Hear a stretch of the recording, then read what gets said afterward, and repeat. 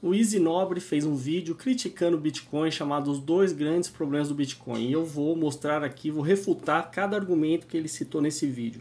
O que ele disse, né, até relatou, e na minha opinião é um atestado, né, de que ele realmente cometeu um erro, é dizer que ele conheceu o Bitcoin em 2009, 2010, né, e não aproveitou sequer para minerar ou sequer para comprar Bitcoin naquela época. Ele mesmo falou, se comprasse 10 dólares de Bitcoin naquela época, hoje teria 100 mil dólares. Ou seja, na minha opinião, isso é uma admissão de um erro gravíssimo. Ou seja, já começa o vídeo dizendo, eu cometi um erro, eu deixei de ganhar dinheiro. A menos que você seja masoquista, Easy. Eu pelo menos não conheço ninguém que goste de perder dinheiro ou deixar de ganhar dinheiro. Então, ok, você admitiu um erro, só que o problema é o seguinte, você continua insistindo no erro, você não aprendeu com o seu erro, você perdeu uma oportunidade e continua falando mal. Será que é porque você está arrependido, né? Ou outro motivo? Errar não é problema, errar é humano. O problema é você insistir no erro, né? Mesmo quando você está diante de inúmeras evidências de que você está errado e você quer continuar errando. Depois, o Easy ele cita sobre a crise financeira de 2008. Tá? Eu vou logo de cara citar duas referências aqui para vocês entenderem porque a crise financeira de 2008 não tem nada a ver com o livre mercado.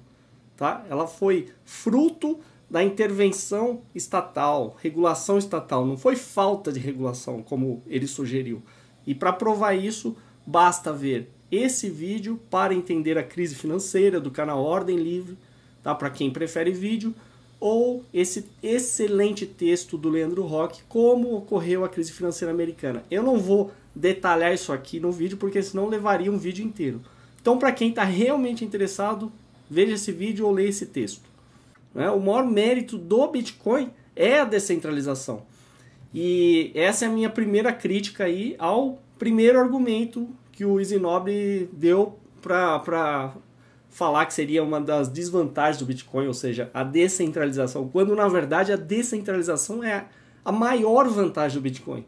Se o Bitcoin não fosse descentralizado, eu não estaria usando. Por quê? Porque eu não quero ficar submetido a um órgão central, a um governo, ou de repente até mesmo uma empresa. Esse excelente artigo aqui também do Leandro Roque, que eu recomendo todos os artigos dele, porque o Banco Central é a raiz de todos os males. Eu vou ler certas partes aqui para vocês entenderem. Veja esse parágrafo. Para o governo federal gastar, ele precisa arrecadar dinheiro. Já vou deixar claro aqui que arrecadação significa imposto. Imposto significa roubo. Tá tirando dinheiro do seu bolso para sustentar algo que você não pediu. Isso é algo óbvio. Para arrecadar dinheiro, o governo cobra impostos ou emite títulos da dívida, os quais são comprados pelos bancos. Via de regra, ele utiliza uma combinação desses dois mecanismos. Assim como qualquer instituição, quando o governo se endivida, ele tem de pagar juros sobre essa dívida. Até aí nenhuma novidade. Aí, mais para frente, caso não existisse um banco central, a quantidade de dinheiro na economia se manteria relativamente constante. E mais para frente, quanto mais o Estado se endividasse, quanto mais dinheiro ele tomasse emprestado, menos dinheiro sobraria para os bancos emprestarem para pessoas e empresas. Consequentemente, maiores seriam os juros cobrados sobre esses empréstimos. Afinal, a quantidade de dinheiro a ser emprestada ficou reduzida, pois o governo abocanhou grande parte para cobrir os seus gastos. Tá? Isso é como funcionaria sem um banco central. Logo, o Estado simplesmente não poderia sair se endividando continuamente, pois inevitavelmente chegaria um momento em que os juros estariam em níveis calamitosamente astronômicos. Da mesma forma, ele não poderia sair aumentando impostos para saciar sua sede por recursos, pois poderia acabar incitando uma revolta popular. É nesse cenário que entra a genialidade, ele está sendo irônico aí no texto, né, por trás da criação de um banco central. Um banco central resolve esses dois problemas numa só tacada, imprimindo dinheiro. Aí ele explica aqui que atualmente o Banco Central não imprime dinheiro, né? Vai falar da lei da responsabilidade fiscal, só que ele explica direitinho aqui, ó, nessa parte. Funciona assim, quando o Banco Central quer expandir a base monetária, ele precisa realizar aquilo que chamam de operações de mercado aberto, open market. Isto é, o Banco Central compra títulos públicos que estão em posse dos bancos, exatamente aqueles títulos que os bancos adquiriram do Tesouro quando emprestaram dinheiro ao governo. Falando mais explicitamente, o Banco Central cria dinheiro para comprar esses títulos que estão em posse do sistema bancário. Atualmente, essa é a única maneira legal de o Banco Central criar dinheiro. Como o Banco Central faz isso? Grosso modo, ele aperta um botão no computador e acrescenta alguns dígitos na conta. as reservas compulsórias que o banco que está vendendo os títulos possui junto ao Banco Central. De onde veio esse dinheiro? De lugar nenhum. O Banco Central criou do nada. Nenhuma outra conta foi debitada. A base monetária expandiu magicamente, as reservas desse banco aumentaram. Ou seja, isso é que dá você pedir um controle central da moeda. Tá? No caso, pedir por um banco central, pedir por governo. É isso que acontece. Você dá muito poder para alguns burocratas criarem dinheiro do nada. Criar dinheiro do nada significa o quê? Que você vai desvalorizar a moeda e significa que você está gerando inflação monetária. Essa é a verdadeira definição de inflação. Tá? E gerar inflação monetária tem como consequência inflação de preços. Por isso que naquele vídeo, como o governo gera inflação e prejudica você, eu expliquei que na verdade quem é o culpado pelo que eles chamam de inflação, né? Porque é um truque semântico atribuir a culpa ao mercado, na verdade a culpa é deles. Então tome cuidado com isso. Tanto eles conseguem desvalorizar a moeda, que daí quando o dólar sobe, que significa que o real está desvalorizado, né? O que eles fazem? Olha lá, Banco Central torrou 6 bilhões de dólares em um dia para reduzir 2 centavos na cotação da moeda norte-americana. Aí eu pergunto para o Easy Nobre, é isso que você defende, Easy? De onde saiu esse dinheiro, né, para conseguir manipular o preço da cotação aí do dólar, né, em relação ao real? De onde sai esse dinheiro? Né? Quem é o principal prejudicado em relação a isso? Aí, continuando, BC anuncia leilões diários até dezembro para tentar conter a alta do dólar. Quer dizer, você está defendendo isso, uma moeda manipulada pelo Banco Central? Né? A quem interessa esse tipo de manipulação? E aqui eu mostro para vocês um artigo também do Leandro Roque, tá? Uma excelente referência chamado Uma moeda forte poderia trazer desvantagens para os brasileiros. Por que eu estou citando esse artigo? Para explicar para o Easy Nobre a vantagem de uma moeda forte, tá? Ou seja, uma moeda valorizada. Porque quem defende desvalorização da moeda é protecionista, é gente incompetente, é gente que quer ganhar sem competir, ou seja, quer recorrer ao Estado babá, né, para desvalorizar a moeda e ganhar mais produzindo o mesmo tanto. Então eu vou ler aqui um parágrafo para vocês entenderem como é que isso funciona. Por exemplo, ele vai dar um exemplo antigo aqui. Vejam o que houve recentemente no Brasil que adotou a medida de desvalorização cambial defendida pelo leitor. Em julho de 2011, um dólar valia R$ 1,54. Isso significa que um brasileiro que ganhava um salário de R$ 3.000 tinha o poder de compra de 1.948 dólares. Hoje, né, na época do artigo, após a adoção das medidas defendidas pelo leitor, um dólar vale R$ 2,00. Logo, um brasileiro que ganha R$ 3.000 viu seu poder de compra cair para 1.485 dólares. Para manter seu poder de compra inalterado, este brasileiro teria de ganhar hoje R$ 3.934. Como pode esta abrupta redução no poder de compra da população brasileira ser defendida? Como ela pode ser boa para a economia? Né? Ou seja, essa é a pergunta aí que fica para o Easy Nobre. Ele está defendendo a desvalorização da moeda para prejudicar ele próprio e toda a população, porque você perde seu poder de compra. Tanto é que no mesmo artigo ele cita aqui, ó, em termos de bem-estar, é preferível ser um desempregado alemão que ganha 800 euros de seguro-desemprego e que pode utilizar esta moeda ainda forte para adquirir bens estrangeiros a custos baixos, a ser um assalariado brasileiro que com seus R$ 1.500, rendimento médio real dos trabalhadores do setor, no caso de 2011, tem hoje um poder de compra nominal de 576 euros, mas que, considerando todas as tarifas de importação, tem um poder de compra real muito abaixo disso. Ou seja, é um desastre isso aí, defender a centralização, né, o monopólio da moeda e que ela seja manipulada e controlada, desvalorizada ao bel prazer aí do governante no poder ou do burocrata que esteja aí no comando do Banco Central. E no final ele até cita a China, né, falando que a China já é o exemplo de uma minoria exportadora e rica, né, às custas de uma maioria que não tem poder de compra. Ou seja, justamente é na China que o Bitcoin está sendo mais procurado, porque as pessoas querem se livrar do Yuan e querem Bitcoin, né, que é uma moeda muito mais forte. Não é à toa que a demanda da China é crescente.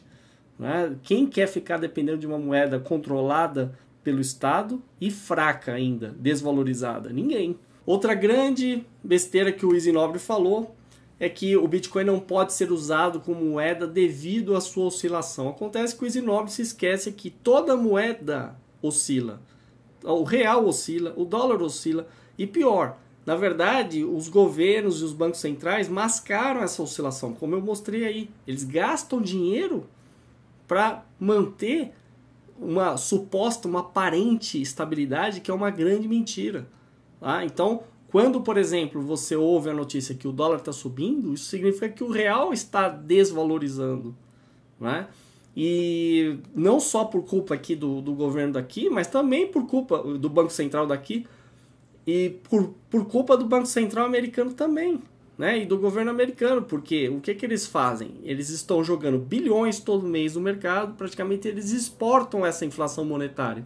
Isso afeta o Brasil também, tá? Agora, o que a gente tem que falar claramente sobre a questão do preço? Não existe preço fixo, não existe essa história de que o preço vai se manter estável ao longo de um tempo. Sempre. O mercado é um processo dinâmico, depende da oferta e da procura. Então, isso vale também para a moeda. Né? Toda vez que você tenta fixar um preço, como, por exemplo, foi feito na Venezuela, agora eles estão chegando ao absurdo de prender empresários, né? Chegou a faltar papel higiênico na Venezuela. Sabe? A inflação de preços lá está mais 50%, quer dizer... Então, isso é resultado de um Estado extremamente interventor. Na Argentina, a mesma coisa. Né? Ninguém quer usar o peso argentino. Né? E lá também congelaram preços. Ou seja, toda vez que você fixa preços, né? Até o Brasil já passou por isso. Toda vez que você tabela preços, você está promovendo escassez do produto. Né? Então, seria um desastre gigantesco você esperar que uma moeda tenha um preço fixo. Tá? Ou estável, isso não existe. Isso aí é discurso de incompetente, discurso de protecionista, como eu já mostrei antes. Então não é assim que funciona. E o Bitcoin, ele está mostrando, na verdade ele significa o quê? Livre mercado. Tá? Se ele chegou hoje a $770, isso foi pelo livre mercado. Significa que o mercado está valorizando cada vez mais. Entenda os sinais que os preços estão passando. Tá? Esse valor... É muito claro, mostra o quê? Que o mercado está dizendo que o Bitcoin tem valor e, como eu falei, vai continuar subindo cada vez mais, até porque ele é limitado. Né? Ele não pode ser inflacionado da forma que os bancos centrais fazem. Tá? Apesar dele estar sendo minerado, isso seria uma inflação monetária, mas é uma taxa que vai decrescendo cada vez mais. Tanto o Easy Nobre está errado que, por exemplo, ele não vê. O BitPay, por exemplo, já tem mais de 12 mil lojas cadastradas.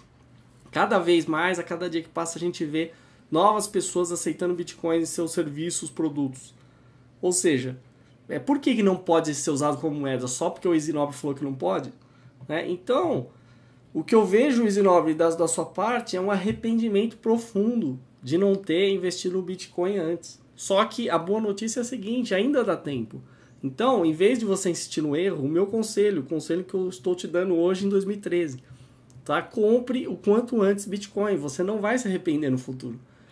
Agora, se você continuar insistindo no erro, né, daqui a 1, 2, 3, 4, 5 anos, sei lá, você vai chorar. E se você se arrepender daqui a 5 anos, bom, e aí? Você vai ter 2 arrependimentos para conviver o resto da vida? Não faz sentido. E ainda mais porque você mora no Canadá, é o país que está sendo, até agora, aparentemente amigável com o Bitcoin. Teve o primeiro caixa eletrônico do Bitcoin, ou seja, por que tanta repulsa ao Bitcoin? Você está num local, né, o melhor local aí para o Bitcoin. Está melhor que o Brasil, né, porque o Brasil está demorando a enxergar o valor do Bitcoin. Né? Então não faz sentido. E outra coisa, se você criticou o liberalismo, né, o mercado livre, por que você mora no Canadá, que é a sexta economia mais livre do mundo? Por que você não volta para o Brasil, que é a 100ª economia mais livre do mundo? Por que você não foi morar na Argentina, que está abaixo do Brasil, ou Coreia do Norte, ou Venezuela? Entendeu? Você foi para uma economia livre e você está aproveitando e aproveitando a vida em uma economia livre, né? Então o Bitcoin é isso, é livre mercado. E por isso que está dando certo cada vez mais. E eu digo e repito, o Bitcoin vai continuar crescendo, se expandindo, valorizando, tá? Então não deem ouvidos a quem está criticando, porque a sensação que dá é que quem critica está com medo de ver na prática a prova que o livre mercado funciona de fato. E o Bitcoin é o melhor exemplo que a gente pode dar de livre mercado, totalmente desregulado, funcionando perfeitamente bem e cada vez maior e melhor. E para quem quiser, eu coloquei diversos links com inúmeras informações na descrição, deem uma lida, tá? Assistam os vídeos que eu recomendei, vocês não vão se arrepender. Procurem informações precisas e corretas. Isso pode determinar o futuro de muita gente, uma oportunidade única que muitos estão tendo. Então o futuro será, não só, eu digo ainda não só do Bitcoin, mas das criptomoedas. As criptomoedas são a maior revolução que a gente está vivendo. E tem gente que está se recusando a enxergar, infelizmente.